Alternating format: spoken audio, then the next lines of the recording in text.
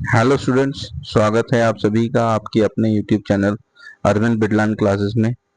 तो बच्चों, आज जो हम वीडियो में डिस्कस करेंगे ये टॉपिक है class 10th social science subject पे, जिसमें आज हम चैप्टर नंबर 4 वैश्वीकरण और भारतीय अर्थव्यवस्था यानी ग्लोबलाइजेशन एंड इंडियन इकोनॉमी के बारे में आज हम बात करेंगे।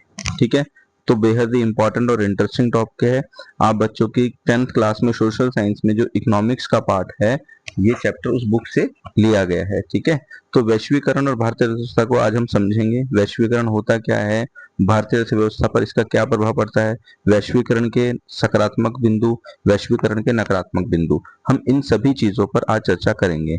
तो वीडियो बहुत ही इंपॉर्टेंट भी है, इंटरेस्टिंग भी है, क्योंकि एग्जाम में यहाँ से सवाल आता है, वैश्वीकरण से सवाल पूछा जाता है, इसीलिए एग्जाम के दृष्टिकोण से बहुत इंपॉर्टेंट वीडियो है। ठीक है, और वीडियो के आखिर में मैंने कुछ क्वेश्चंस लिए हैं जो इस चैप्टर से जुड़े हुए इंपॉर्टेंट क्वेश्चंस हैं।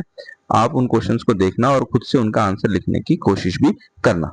ठीक है, और बेटा एक चीज और, जो बच्चे चैनल से नए जुड़े हैं चैनल को सब्सक्राइब कीजिएगा, वीडियो को लाइक कीजिएगा और अपने कमेंट जरूर कीजिएगा कि आपको वीडियो कैसी लगी।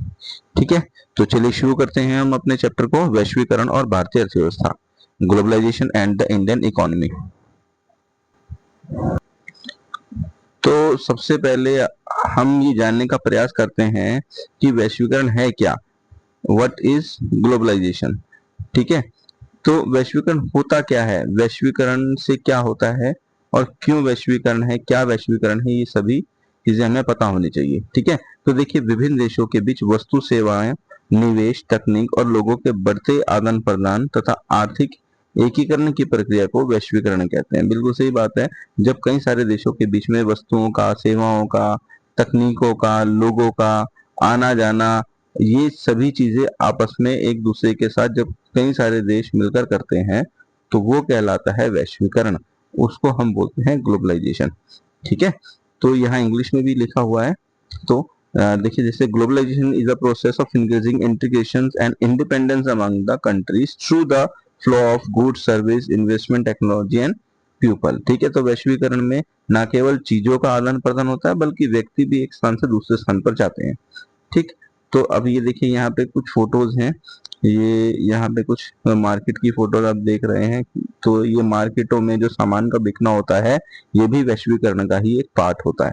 ठीक है, ये कई सारे आप देख रहे हैं, पूरी मार्केट में भीड़ चल रही है, तो लोग सामान लेते हैं और वस्तुओं का आदान प्रदान होता है, यही वैश्वीकरण कहलाता है। क्योंकि जो सामान मार्केट में आ रहा है वो सामान किसी दूसरे देश का हो सकता है, तो ये होता है वैश्वीकरण। जब कई सारे देश आपस में मिलकर वस्तुओं का आदान प्रदान करते हैं, सेवाओं का आदान प्रदान करते हैं, तो वो कहलाता है वैश्वीकरण। ठीक, अब आगे अगर हम देखते हैं, देखिए इसमें लिखा है बहुराष्ट्रीय कंपनी क्या है, MNC, what is a multinational corporation. तो ऐसी कंपनी जो एक से अधिक देशों में उत्पादन और व्यापार करती है ना, मतलब वो कंपनी जो एक से अधिक देशों में उत्पादन या व्यापार करती है, उसे हम बहुराष्ट्रीय कंपनी जो है वो कहलाती है। ठीक है, बहुराष्ट्रीय कंपनी या एमएनसी मल्टीनेशनल कंपनी कहलाती है। अ कंपनी दैट ऑन्स और control productions in more one than country is called multinational corporation। ठीक है, तो उसे हम बोलते हैं एमएनसी। जैसे अगर हम इसमें एग्जांपल की बात करते हैं, एमएनसी जो, एमएनसी मतलब जो बाहर की कंपनी होती है, जैसे फोर्ड हो गया है, कोका कोला हो गया है, नोकिया है, पेप्सी है, सैमसंग है, ये सभी एमएनसी हैं जो वस्तुओं और सेवाओं का जो है उत्पादन करती है और उनका व्यापार करती है। ठीक, इन अब आगे देखिए, यहाँ पे ये देखिए, यहाँ पे ये भी वैश्वीकरण का एक एग्जाम्पल है। ये बेंगलोर में स्थित एक कॉल सेंटर है जो पर्याप्त दूरसंचार सुविधाओं और इंटरनेट से सुसज्जित है। ये विदेशी ग्राहकों को सूचना एवं मदद उपलब्ध कराता है। तो ये क्या है, ये एक कॉल सेंटर है, ये कॉल सेंटर है जहां पर ग्राहक जो विदेशी हो या अपने देश का हो, उनको सभी प्रकार की सूचनाएं और मदद उपलब्ध कराई जाती है। ठीक है, चलिए अब यहाँ देखिए, यहाँ लिखा है क्या, एक बहुराष्ट्रीय कंपनी, एक बहुराष्ट्रीय कंपनी कंपनी द्वारा एक बहुराष्ट्रीय कंपनी द्वारा उत्पादन का विस्तार। ठीक है, तो यहाँ देखिए, क्या कहता है, औद्योगिक उपकरण बनाने वाली एक बड़ी बहुराष्ट्रीय कंपनी जो संयुक्त राज्य अमेरिका के अनुसंधान केंद्र में है, अपने उत्पादों का डिजाइन तैयार करती है और पूर्जे चीन में विनिर्मित करती है। फिर उन्हें जहाजों में लादकर मैक्सिको और पूर्वी यूरोप ले जाया जाता है।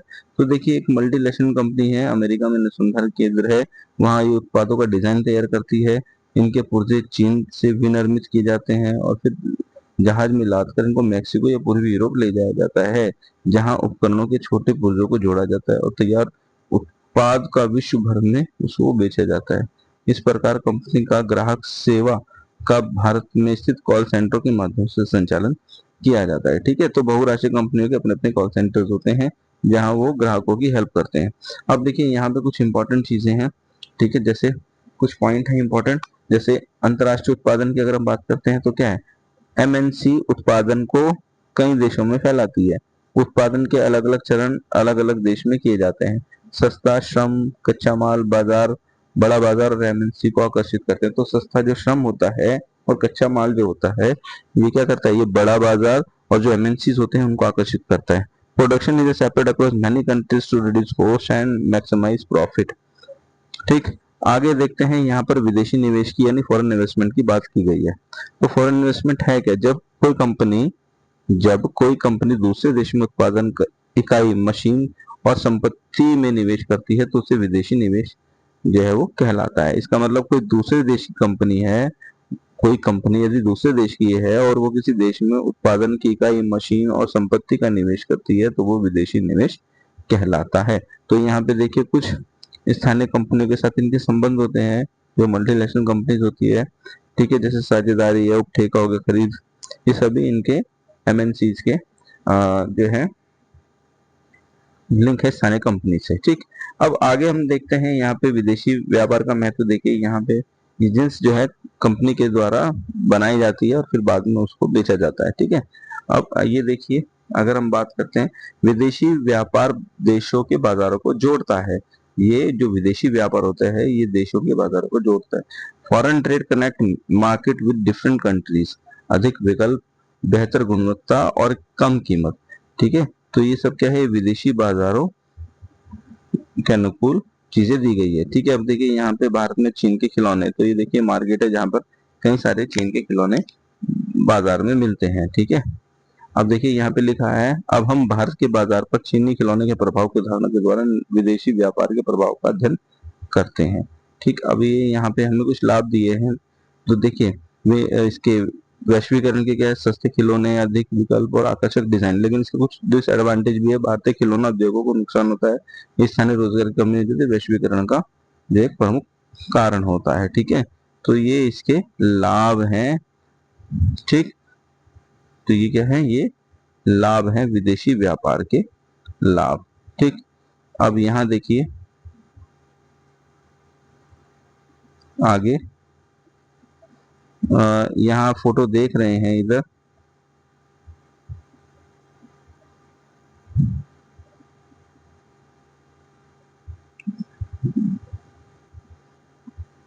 अब यहाँ पे देखिए कुछ लाभ है। जैसे वैश्वीकरण में खिलौने सस्ते होते हैं, अधिक लोगों के पास विकल्प होता है और आकर्षक डिजाइन होते हैं। तो ये वैश्वीकरण के कुछ लाभ है। ठीक है, लेकिन इनकी हानियों की बात करते हैं, डिसएडवांटेजेस। तो इसमें देखिए, डिसएडवांटेज में सबसे पहला, भारतीय खिलौना उद्योग को नुकसान होगा। दूसरा, स्थानीय रोजगारों में कमी आएगी। और वैश्वीकरण के जो ये कुछ लाभ दिए हुए हैं यहाँ पर। ठीक है, तो यहाँ पर हमें बताया गया है कि वैश्वीकरण से खिलौने सस्ते होते हैं, अधिक विकल्प मिलता है। ठीक है, और आकर्षक डिजाइन होते हैं, लेकिन इससे कुछ हानियां भी है कि उद्योग को नुकसान होता है, स्थानीय रोजगार की कमी हो जाती है। ठीक है, अब यहाँ पर हम बात करते हैं वैश्वीकरण के प्रमुख कारक। तो देखिए, अगर वैश्वीकरण के प्रमुख कारकों की बात करें हम, तो यहाँ पे सबसे पहले जो कारक आता है, रिस्पॉन्सिबल जो ग्लोबलाइजेशन के लिए फैक्टर है, वह परिवहन में सुधार। ठीक है, तो यहाँ के कंटेनर के माध्यम से जो है सामान को एक जगह से दूसरी जगह पहुंचाया जाता है। ठीक है, चाहे वो जहाज के माध्यम से हो, कंटेनर को ले गया हो, चाहे रेल के, वायुयान, ट्रकों के द्वारा ले जाया जाता है एक जगह से दूसरी जगह। ठीक है, तो यहाँ पे देखिए, अगर हम इसकी बात करते हैं परिवहन में सुधार, तो देखिए यहाँ पे कंटेनर प्रणाली है, कम लागत है और तेज परिवहन है। ठीक, अब आगे हम बात करते हैं सूचना एवं प्रौद्योगिकी, ठीक है, यानी आईसीटी। ठीक, तो इसमें देखिए ये भी वैश्वीकरण का एक एग्जाम्पल है। तो इसके लिए आईसीटी के लिए हमें क्या चाहिए, internet, mobile phone, computer, email. ICT has made communication faster and cheaper across the world.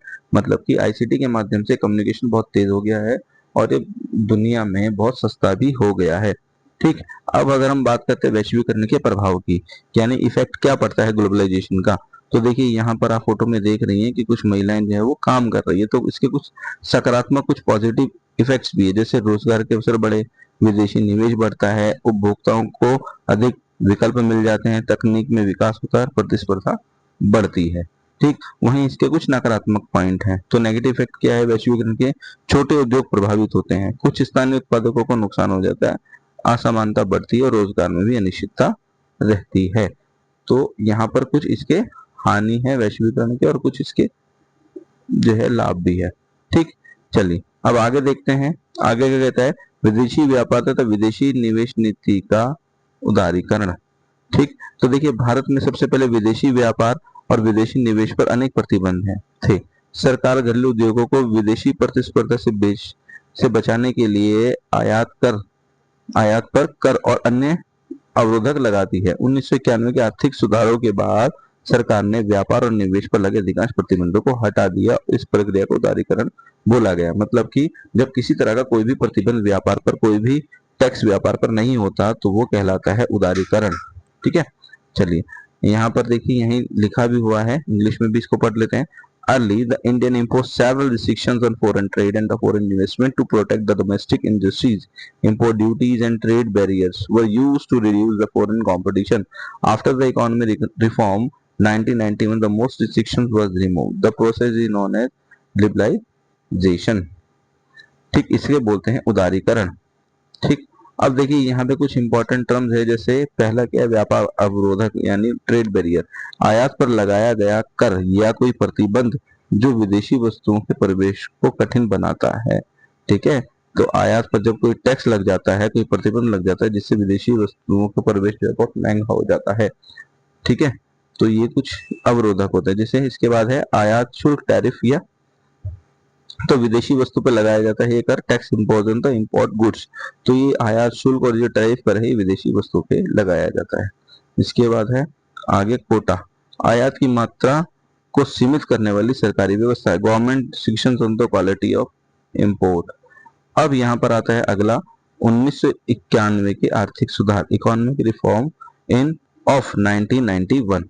तो क्या सुधार हुए कि विदेशी व्यापार पर प्रतिबंध कम हो गया, विदेशी निवेश को प्रोत्साहन दिया गया, भारतीय उद्योग और वैश्विक प्रतिस्पर्धा के लिए तैयार किया गया, आयात निर्यात आसान बना दिया गया। ठीक है, तो ये 1991 में कुछ आर्थिक सुधार हुए थे। ठीक है, तो ये आर्थिक सुधार क्या थे, ये सब कुछ पॉइंट्स जो हमने लिए हैं ये सब 1991 के आर्थिक सुधार के, कि व्यापार पर प्रतिबंध कम कर दिया गया, विदेशी निवेश को प्रोत्साहन दिया गया, ठीक है, आयात और निर्यात आसान हो गया। ठीक है बच्चों, चलिए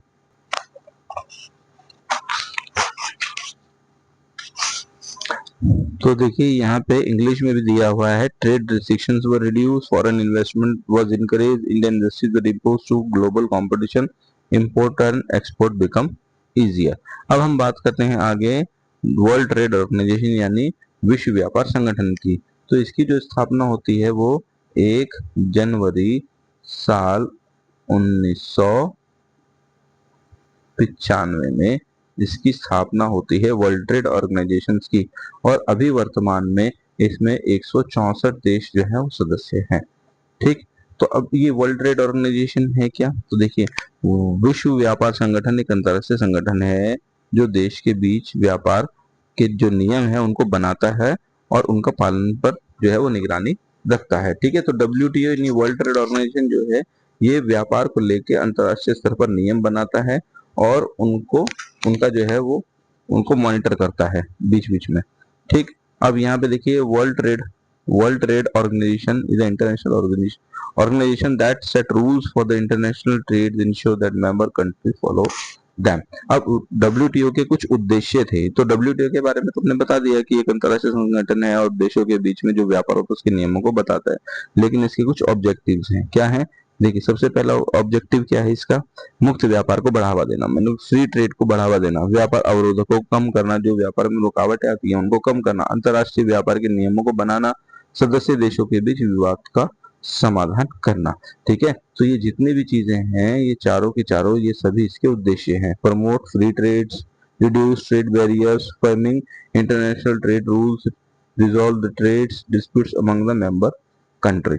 ठीक, चलिए अब आगे हम बात करते हैं। यहाँ पर आता है व्यापार व्यवहारों पर वाद विवाद। ठीक, तो डिबेट्स ऑन ट्रेड प्रैक्टिस। तो यहाँ एक फोटो ली है हमने, देखिए यहाँ पर क्या लिखा है, यहाँ पे लिखा है विकसित देश द्वारा, जैसे अमेरिका द्वारा किसानों को भारी सब्सिडी दी जाती है, इससे वे अपने कृषि उत्पाद सस्ते दामों पर विश्व बाजार में बेच देते हैं, जिससे विकासशील देशों को किस तरह का भी नुकसान ना हो। ठीक, चलिए तो यहाँ तक आपको समझ में आ गया होगा बेटा। अब हम यहाँ पर करते हैं कुछ रिवीजन। ठीक है, क्विक रिवीजन। ठीक, तो चलिए जैसे पहला है, पूछा गया है व्यापार अवरोधक, आयात पर कर या प्रतिबंध, टैरिफ आयात शुल्क, कोटा, आयात की मात्रा, सीमा, 1991 उदारीकरण की शुरुआत, डब्ल्यूटीओ विश्व व्यापार संगठन और इसका उद्देश्य मुक्त व्यापार को बढ़ावा देना, विकसित देशों के किसानों को सब्सिडीज देते हैं। ठीक है, विकसित देश जो है वो किसानों को सब्सिडी देता है और विकासशील देश डब्ल्यूटीओ के नियमों में समानता की मांग करते हैं। ठीक, चलिए अब यहीं पर इंग्लिश में दिया हुआ है। ठीक है, यहाँ पर जैसे ट्रेड बैरियर, रिस्ट्रिक्स इम्पोर्ट है, टैरिफ क्या है, टैक्स ऑन ट्रेड है, quota, limit of the quality of import, beginning of liberalisation, world trade organisation. ठीक है, aim of WTO promote to free trade, develop countries provide from subsidies and developing country demand fair trade values. ठीक, अब यहाँ पर कुछ important question है, ठीक है, जिनका आंसर आपको खुद से लिखना है। ठीक है, तो जैसे पहला क्वेश्चन है उदारीकरण क्या है, लिबरलाइजेशन क्या है, व्यापार अवरोधक क्या है और what is a trade barrier. ठीक, डब्ल्यूटीओ का पूरा नाम क्या है, वर्ल्ड ट्रेड ऑर्गेनाइजेशन, टैरिफ क्या होता है, व्हाट इज टैरिफ, और कोटा क्या होता है, इसके क्या है ये कोटा। ठीक है, तो ये जितनी भी चीजें हैं ये सभी आप बच्चों के लिए बेहद इंपॉर्टेंट है। ठीक, अब यहाँ पर कुछ क्वेश्चन हैं, जैसे 1991 के आर्थिक सुधारों का महत्व बताइए, डब्ल्यूटीओ के मुख्य कार्य लिखिए। ठीक है, तो व्यापार कराना, देशों में शांति बनाए रखना, ये इसके मुख्य कार्य। व्यापार अवरोधक किस कार्य कैसे करते हैं, विकासशील देशों द्वारा दी जाने वाली कृषि सब्सिडी पर क्या प्रभाव पड़ता है। ठीक है, तो ये हमारे कुछ शॉर्ट क्वेश्चन है। अब यहाँ पर हमारे आते हैं लॉन्ग क्वेश्चन, ये आप देख लीजिएगा, ये सभी हमारे लॉन्ग क्वेश्चन हैं, और कोशिश कीजिएगा कि वीडियो को देख के और कहीं किताब में से पढ़कर इनका आंसर लिखने की। ठीक, तो अब ये देखिए कुछ इंपॉर्टेंट क्वेश्चन है, वेरी शॉर्ट है ना। जैसे वैश्वीकरण, ग्लोबलाइजेशन क्या है, बहुराष्ट्रीय कंपनी एमएनसी क्या होती है, विदेशी निवेश से क्या अभिप्राय है, विदेशी व्यापार बाजारों को कैसे जोड़ता है, और आईसीटी का वैश्वीकरण में क्या योगदान है, What is the role of ICT in globalization? चलिए अब आगे ये 5 नंबर के लॉन्ग क्वेश्चंस 5 नंबर वाले आ गए हैं। ठीक है, बहुराष्ट्रीय कंपनियों का उत्पादन का विस्तार और वैश्वीकरण को संभव बनाने के लिए मुख्य कारक क्या है। तो इस तरीके से ये जितने भी हैं ये सब लॉन्ग क्वेश्चंस हैं। ठीक है, तो इनके आंसर्स भी आपको खुद से लिखने हैं। ठीक, अब अगर हम बात करते हैं differentiate between the foreign trade and the foreign investment, तो देखिए इंपॉर्टेंट डिफेंस, तो फॉरेन ट्रेड विदेशी व्यापार, ठीक, और फॉरेन इन्वेस्टमेंट विदेशी निवेश। ठीक, तो देखिए अगर हम बात करते हैं विदेशी व्यापार की, तो विदेशी व्यापार में वस्तुओं के आयात और निर्यात, और अगर विदेशी निवेश की बात करते हैं तो उत्पादन में निवेश। ठीक, और बाजारों को जोड़ता है, उत्पादन क्षमता को बढ़ाता है, बाजार पर आधारित और विदेशी निवेश पर आधारित है।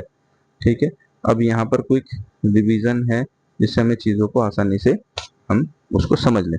तो जैसे ग्लोबलाइजेशन है, integration of world economy, MNC company operating in many countries, foreign trade, import plus export, foreign investment is produced abroad, ICT, internet, mobile computer, international reduced transport costs, MNC are the MNCs are the main drives of globalization, foreign trade increase the consumer of choice, इसके बाद Chinese toy become a popular because of lower price and globalisation become opportunities and challenges.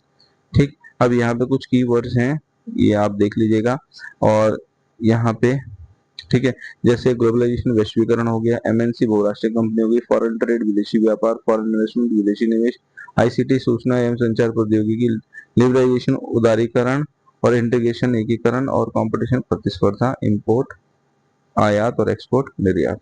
ठीक, तो ये यहाँ पर हमारा पूरा chapter complete होता है। इसकी रिवीजन मैंने आपको करा दी है और चैप्टर बड़े इंपॉर्टेंट है, जिसे बड़े अच्छे से और बहुत ही इंपॉर्टेंट चीजों के साथ समझाया गया है।